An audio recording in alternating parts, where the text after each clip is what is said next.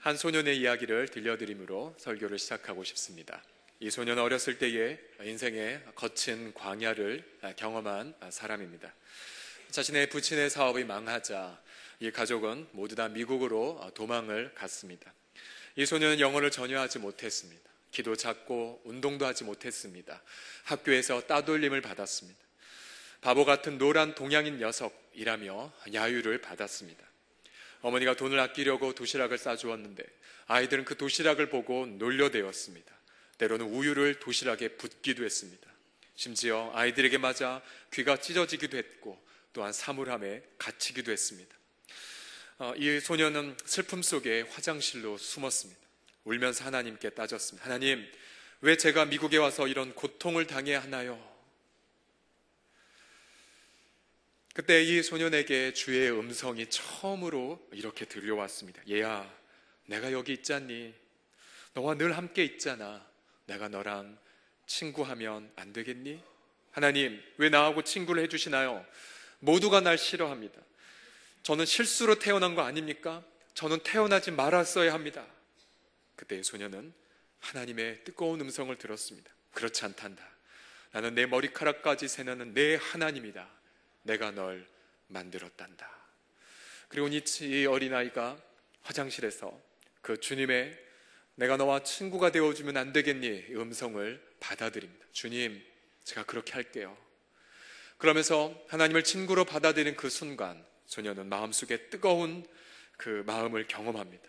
그리고 무엇인가 마음 가운데에 든든한 반석과 같은 것이 놓여있는 것을 체험합니다. 그때에 어디선가 연습실에서 플룻 소리가 들립니다. 그리고 찾아갔습니다. 그랬더니 자신이 아무것도 하지 못했다고 생각했는데 그런데 자신이 할 수 있는 한 가지를 발견했습니다. 그것이 바로 플루트였습니다. 그리고 그는 열심히 연습을 했고 후에 하나님의 기적적인 도우심으로 미국에서 줄리어드 프리스쿨에 합격하게 되었습니다. 그리고 이 소년은 나중에 세계적인 플룻 연주자가 됩니다. 이 사람이 누구냐면 바로 허준 그리고 이산 동의에서 감동적인 배경이 나왔을 때에 음악을 연주했던 송솔나무라는 집사님이십니다. 잠시 한번 음악을 들어보시겠습니까? 이분은 하나님의 책, 하나님의 연주자라는 이 책을 보게 되면 그가 어떻게 주님을 뜨겁게 만나고 어떻게 전 세계에 복음을 전하며 80여 개 국가를 다니며 복음을 전하는지 감동적으로 말하고 있습니다. 그의 책 한편에 이러한 감동적인 고백을 실었습니다. 비전은 하나님의 시각으로 보기 시작하는 것이 비전이고 또한 그분께 순종하는 게 자신의 계획이며 최선의 자기 권리는 쉬지 않고 복음을 전하는 것입니다. 그래서 그가 연주할 때 가장 감동적인 순간 이것이라고 합니다. 수억 대는 플루트를 연주하는 그 순간이 아니라 단지 15,000원짜리밖에 안 되는 휘슬이라는 악기를 연주하고 나서 청중에게 묻습니다. 여러분, 이게 얼마짜리인 줄 아십니까? 너무나 볼품없는 이 악기이지만 연주자가 누구냐에 따라 이 악기는 명노래를 하게 된다고. 그러면서 하나님의 붙들린 연주자가 되었을 때 우리 인생을 하나님께 바쳤을 때 우리 인생도 아름다운 하나님의 노랫소리를 고백하게 된다라고. 그러면서 복음을 전할 때 얼마나 많은 사람들이 회심하는지 모릅니다.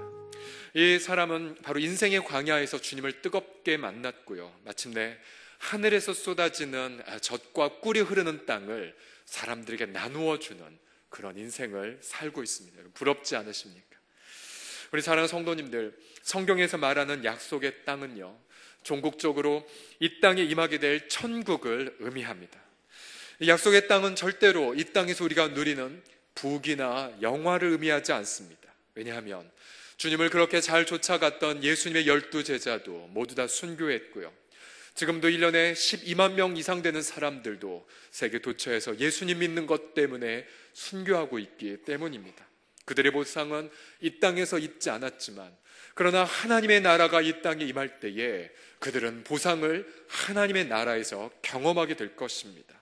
동일하게 예수를 구주와 주님을 믿은 우리들도 동일하게 영원한 천국에서 영원한 복락을 누리게 될 것입니다. 여러분, 예수님 때문에 우리가 천국에 함께 은혜로 가게 될 걸 믿으십니까? 그러나 저 높은 에베레스트 산을 등산할 때에 중간중간에 베이스 캠프가 있고 그곳에서 잠시의 쉼과 충전을 누리는 것처럼 우리 이 땅에서 저 천국을 가는 동안 잠깐의 약속의 땅을 경험하게 됩니다. 일찍이 청교도 개혁자 존 버녀는 그의 작 철로 역정에서 이러한 장소를, 인생의 거친 광야에서 잠시간의 쉼과 안식을 누리는 장소를 이렇게 설명합니다. 아름다움의 집, 혹은 기쁨의 산, 혹은 환란의 산 등으로 소개합니다. 주인공 크리스천은 거친 순례의 길을 가다가 이 장소에서 쉼과 안식을 누리고 또 충전과 새 힘을 경험합니다. 그리고 계속해서 저 천성으로 가는 광야의 길을 걸어갑니다. 함께 인생의 광야의 길을 걸어가는 지체들이요, 우리가 저 약속의 땅에 들어가기 전에 우리가 쉼과 안식을 누리는 이 귀한 준비는 무엇이겠습니까? 오늘 본문에서 모세는 저 약속의 땅이 보이는 광야에서 이스라엘 백성들에게 설교합니다. 그리고 그들은 젖과 꿀이 흐르는 땅에 들어가기 전에 그들이 반드시 가져야 할, 그리고 그들이 반드시 준비해야 될 마음이 무엇인지를 모세는 설명합니다. 이제 곧 있으면 그 지긋지긋한 광야의 생활이 끝나고 약속의 땅에 들어가는데, 그러나 그 전에 백성들이 준비해야 될 마음은 무엇일까요? 동일하게 우리도 하나님의 그 약속의 땅에 들어가기 전에 우리가 반드시 준비해야 할 마음이 있다면 무엇일까요? 첫째로 본문은 이렇게 설명합니다. 약속의 땅에 들어가는 것은 우리의 의로움 때문이 아니라는 마음을 우리가 이 광야에서 준비해야 합니다. 우리 4절 말씀을 함께 읽으며 확인하겠습니다. 4절입니다. 시작. 내 하나님 여호와께서 그들을 내 앞에서 쫓아내신 후에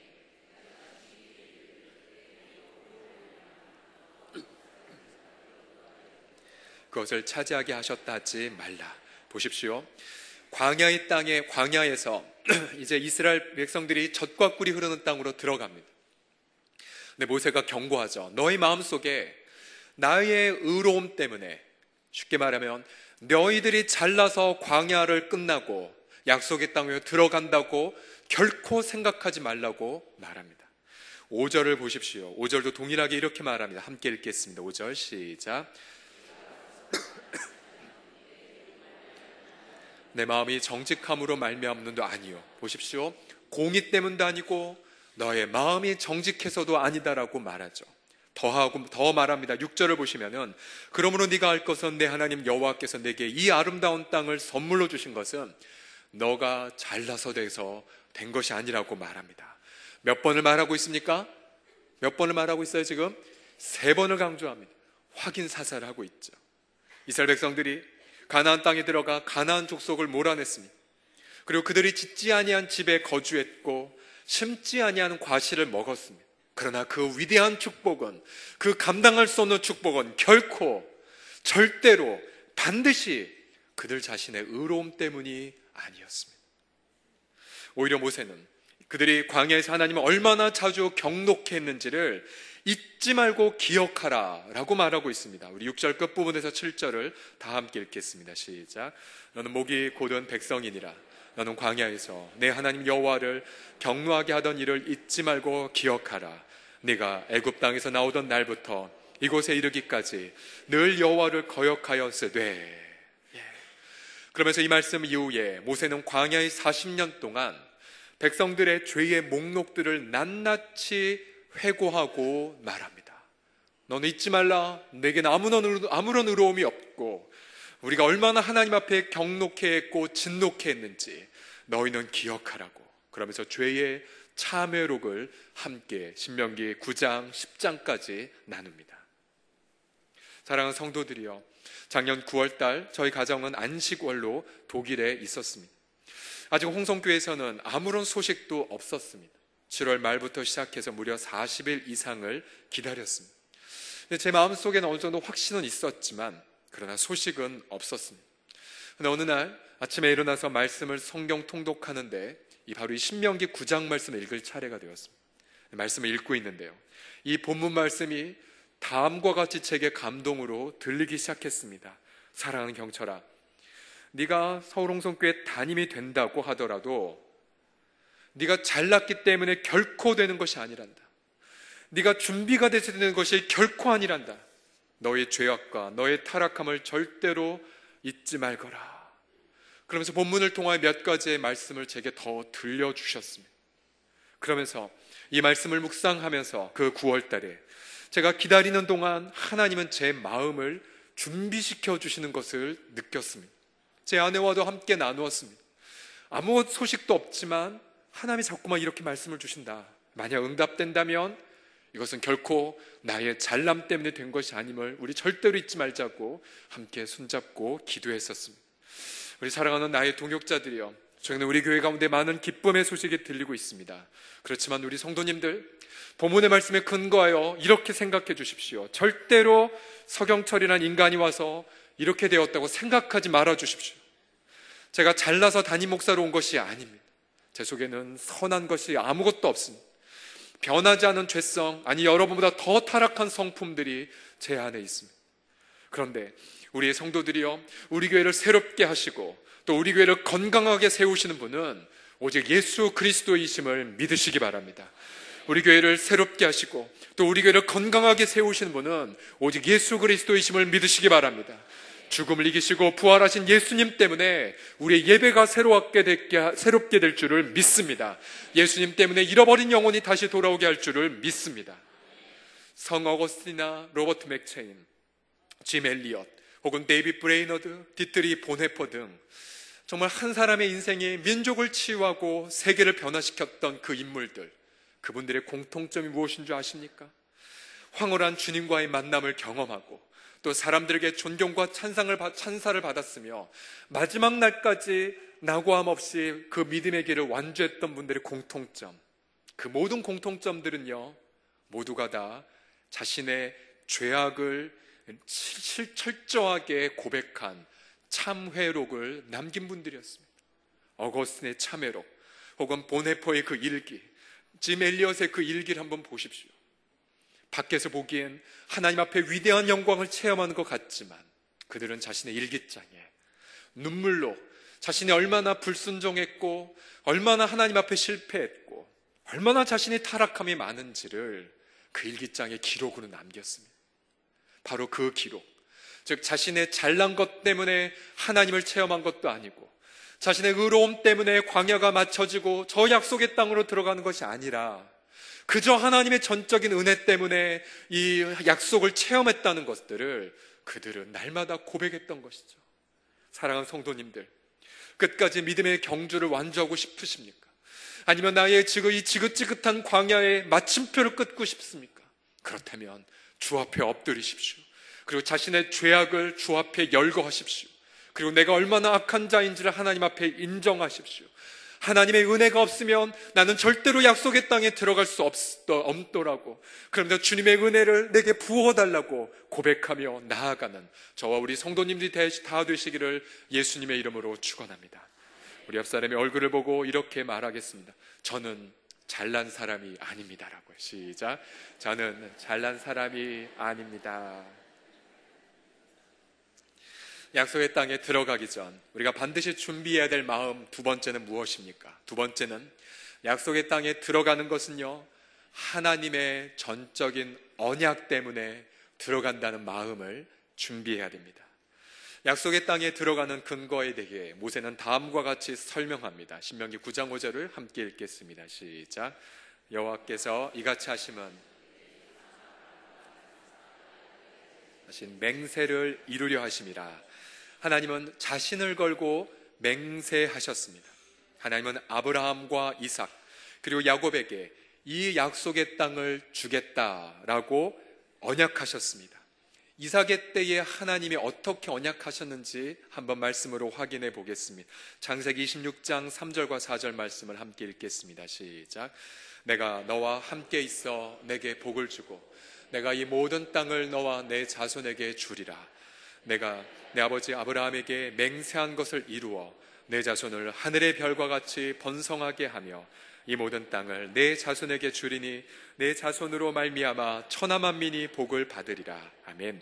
자, 그들은 지금 이 약속의 땅에 들어가기 앞서 무려 700년 전 혹은 600년 전에 이 약속의 말씀을 자신의 조상들에게 한 것을 들었습니다. 그들이 왜 애굽 땅에서 번성했겠습니까? 바로 이 하나님의 언약 때문이었죠.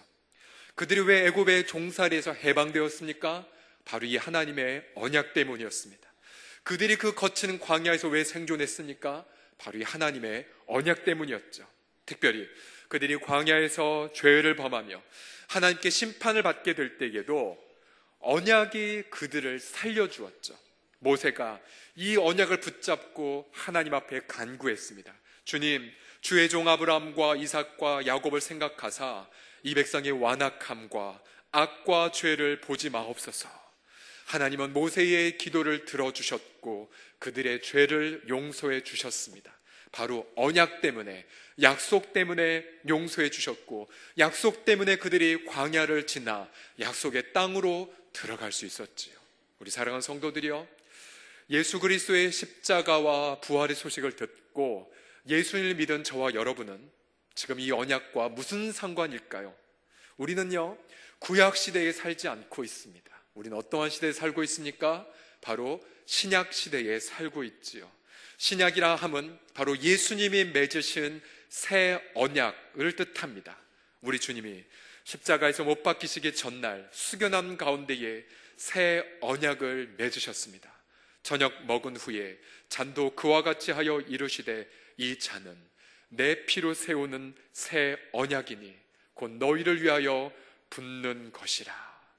우리 주님은 자신의 생명의 대가를 지불하며 새 언약을 맺으셨습니다. 이 언약은 영원히 효력이 있습니다. 왜냐하면 옛 언약은 짐승의 피로 맺은 언약이기에 짐승이 연약한 것처럼 그 언약은 효력이 영원하지 않았습니다. 그러나 예수님은 자신의 영원한 생명의 대가로, 그리고 예수님은 그 무제한 자신의 생명을 주시면서 영원한 언약을 맺어 주셨습니다. 그래서 이 언약을 믿고 예수님의 피를 믿고 모든 죄가 깨끗이 씻어짐을 믿게 되는 것이죠. 누구든지 예수님의 보혈 때문에 우리는 죄에서 자유함을 경험할 줄을 믿으시기 바랍니다. 누구든지 예수님 때문에 하나님 앞에 담대하게 나아갈 수가 있습니다. 할렐루야. 그래서 성경은 이 진리를 힘차게 기쁨으로 선포하지요. 우리 함께 히브리서 말씀을 읽겠습니다. 시작. 하물며 영원하신 성령으로 말미암아 흠없는 자기를 하나님께 드린 그리스도의 피가 어찌 너희 양심을 죽은 행실에서 깨끗하게 하고 살아계신 하나님을 섬기게 하지 못하겠느냐. 이로 말미암아 그는 새 언약의 중보자시니 이는 첫 언약 때에 범한 죄에서 속량하려고 죽으사 부르심을 입은 자로 하여금 영원한 기업의 약속을 얻게 하려 하심이라. 아멘. 전 이 말씀을 읽을 때마다 흥분이 됩니다. 제 심령에 기쁨이 생깁니다. 주님의 보혈 때문에 우리 모두가 죄에서 자유함을 얻었습니다. 주님의 그 보혈 때문에 영원한 천국을 선물로 얻었습니다. 주님의 그 보혈 때문에 약속의 땅에 우리가 들어갑니다. 할렐루야. 우리 옆 사람에게 기쁨으로 고백해 주시겠습니다. 예수님 보혈 때문에 약속의 땅에 들어갑니다. 시작. 예수님의 보혈 때문에. 사랑하는 우리의 지체들이여, 아직도 예수 공로를 의지하지 않고 자신의 종교적 열성을 쌓아가는 분이 계십니까? 아직도 죄책감과 정죄감 때문에 하나님 앞에 담대히 못 나가신 분이 계십니까? 이 시간 예수님의 새 언약을 바라보십시오. 예수님의 그 보혈이 우리에게 새 힘을 부어주십니다. 예수님의 그 보혈이 가난해지신 우리의 마음을 부요하게 만들어 주십니다. 예수님의 그 보혈이 관계에 지친 우리의 마음에 새로운 의욕을 불어넣어 줍니다. 예수님의 그 보혈이 미움을 제거하고 사랑을 부어 주십니다. 그 주의 보혈을 의지하고 약속의 땅에 들어가는 저와 모든 성도님이 다 되시기를 주의 이름으로 축복합니다. 마지막으로 약속의 땅에 들어가기 전에, 광야 생활을 마무리하고 약속의 땅에 들어가기 전에 반드시 준비해야 될 마음은 무엇입니까? 그것은 약속의 땅에 들어가는 것은 하나님의 공의 때문이라는 것을 깨닫는 마음입니다. 하나님의 공의. 여러분, 공의가 무엇입니까?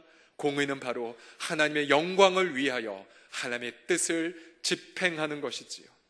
악한 것을 징벌하고 선한 것에 보상하는 것이 바로 하나님의 공의가 아닙니까? 우리 4절 끝부분을 함께 읽겠습니다. 시작. 이 민족들이 악함으로 말미암아 여호와께서 그들을 내 앞에서 쫓아내심이니라. 우리 5절도 연하여 읽겠습니다. 시작. 이 민족들이 악함으로 말미암아 내 하나님 여호와께서 그들을 내 앞에서 쫓아내심이라. 그 당시 가나안 땅에 살던 민족들은 하나님 보시기에 악한 민족이었습니다. 일찍이 700년 전에 믿음의 조상 아브라함에게 이 땅을 너와 내 자손에게 주겠다고 말씀하시면서 당장에 주시지 않는 이유를 다음과 같이 설명해 주셨습니다. 창세기 15장에 보시면 내 자손은 4대 만에 이 땅으로 돌아오리니, 여기서 한 대는 100년으로 간주가 되는데요, 내 자손이 애굽 땅에서 400년 노예 생활을 한 이후에 이 땅으로 돌아올 것인데, 이는 그 이유가 무엇이냐면 아모리 족속, 아모리 족속은 가나안의 7 족속을 대표하는 족속입니다. 그들의 족속이 아직 가득 차지 아니함이니라 라고 말하고 있죠. 이 말은 하나님은 그들에게 회개의 기회를, 우리 성경을 통해서는 확인할 수는 없지만 어떤 경로든 그들에게 400년 아니 700년간의 회개의 기회를 주셨다는 것이죠. 그러나 그들이 회개하지 않자 노아의 홍수 때처럼 혹은 소돔과 고모라 땅의 심판처럼 그들을 심판하시겠다고 말씀하신 것입니다. 그래서 그들에게 공의를 집행하시고 그들을 진멸하신 이후에 이스라엘 백성들에게 그 땅을 선물로 주신 것이었죠. 이 모든 과정 속에 이스라엘 백성들의 열심이나 이스라엘 백성들의 의로움은 아무런 효력이 없었습니다. 그저 하나님은 당신의 공의를 집행하셨고 그 땅을 선물로 주신 것뿐이었죠. 그래서 그들은 결코 자랑할 수가 없었습니다. 후에 그들 이스라엘 백성들조차 약속의 땅에서 범죄하자 하나님은 그들에게 선지자들을 보내어 회개하라고 명령하셨습니다. 그러면서 그들의 역사가 회개함에 이를 때에는 하나님이 그들을 도와주시자, 그러나 그들이 마침내 회개하지 않고 완악한 마음으로 머무르자 그들도 이방 백성들이 쫓김을 받은 것처럼 이스라엘 백성들도 자신의 약속의 땅에서 쫓김을 받았지 않았습니까? 우리 사랑하는 성도님들이요, 우리가 이 광야의 생활을 마치고 약속의 땅에 들어가는 것은 우리가 잘나서 들어가는 것 절대 아닙니다. 우리가 의롭기 때문에 들어간 것도 아닙니다.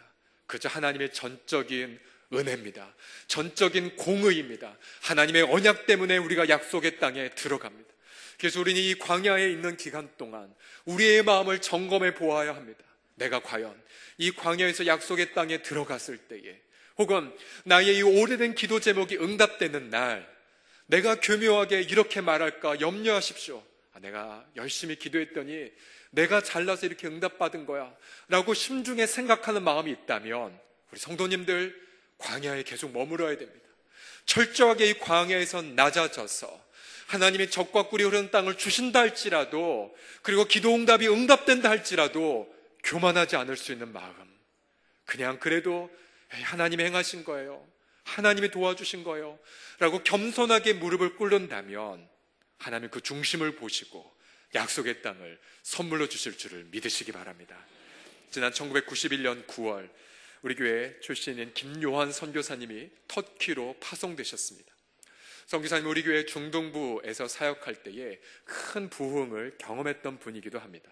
그 선교사님 파송할 때에 수많은 성도들이 물질로는 함께 할 수 없으니까 자신의 폐물을 함께 드렸다고 합니다.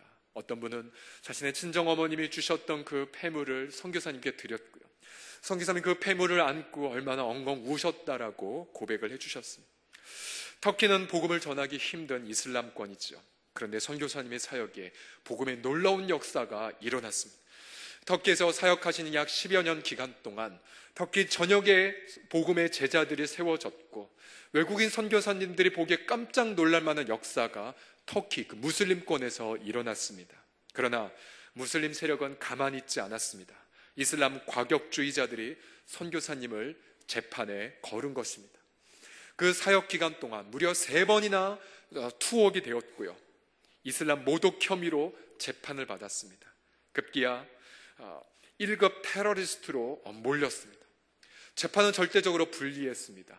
이슬람 모독 혐의로, 그리고 검사는 이슬람 과격주의자였기 때문입니다.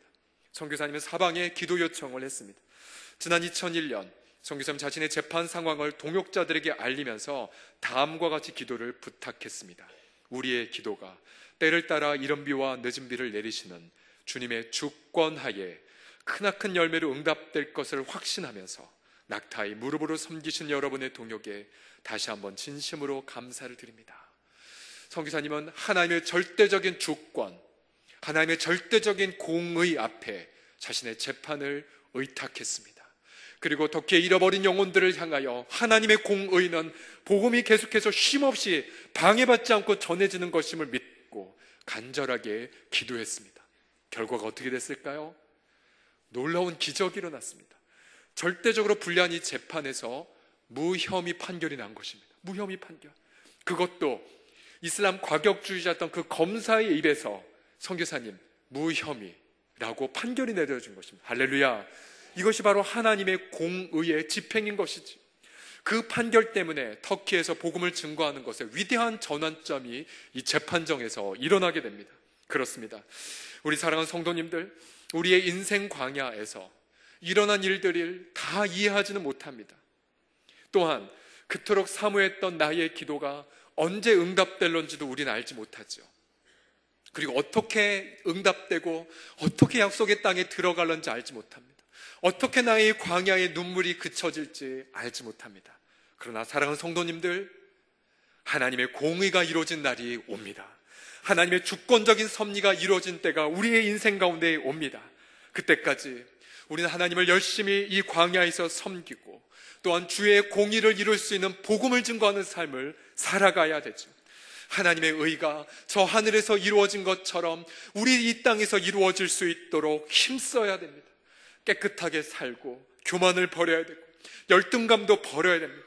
그저 겸손하게 하나님의 공의를 쫓아서 살아갈 때 우리 사랑하는 성도님들, 어느 날 호련히 우리의 눈앞에 적과 꿀이 흐르는 땅이 우리 앞에 보이게 될 것을 믿으시기 바랍니다. 그때에 우리는 그 약속의 땅에 울면서 들어갈 것입니다. 찬양하면서 들어갈 것입니다. 그래도 내 마음은 교만하지 아니할 것입니다. 그러면서 이것이 내 믿음 때문에 되었노라고, 내가 의롭기 때문에 되었노라고 결코 자랑하지 아니할 것입니다. 오직 하나님의 은혜 때문에, 오직 하나님의 언약 때문에, 오직 하나님의 공의 때문에 이루어졌노라고 목 놓아 겸손히 하나님을 찬양하게 될 것입니다. 할렐루야. 우리 사랑하는 믿음의 지체들이여, 담임 목사로서 부탁하고 싶습니다. 우리 교회 가운데에 앞으로 주님의 복음의 능력을 현시하여 주시고 성령의 위대한 열매를 경험할 때에도 그때에 겸손히 하나님께만 영광을 돌리시기 바랍니다. 죽음을 이기시고 부활하신 예수님만을 자랑하시기를 바랍니다. 그래서 하나님의 영광이 우리 교회뿐만 아니라 모든 한국교회에 임하는 것을 눈으로 목도하시기를 바랍니다. 하늘아버지의 위대한 박수소리와 함께 겸손히 주 앞에 영광을 돌리는 저와 모든 성도들이 다 되시기를 주의 이름으로 축원합니다. 기도하겠습니다.